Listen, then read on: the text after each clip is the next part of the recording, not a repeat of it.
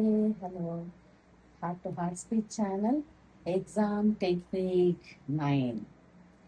ಈಗ question papers ಅಲ್ಲಿ choices ಕೊಟ್ಟಿರ್ತಾರೆ.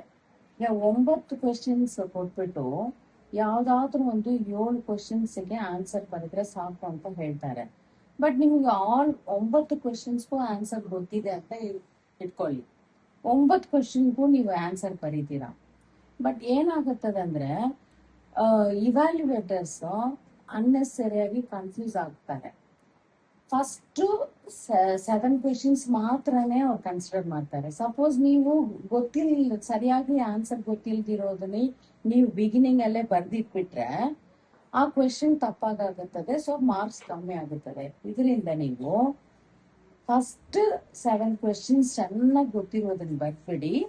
ಮತ್ತೆ ಇನ್ನೂ 2 ಕ್ವೆಶನ್ಗೆ ಆನ್ಸರ್ ಗೊತ್ತು ಅಂದ್ರೆ ಅದನ್ನ ಲಾಸ್ಟ್ ಅಲ್ಲಿ ಬರೀರಿ.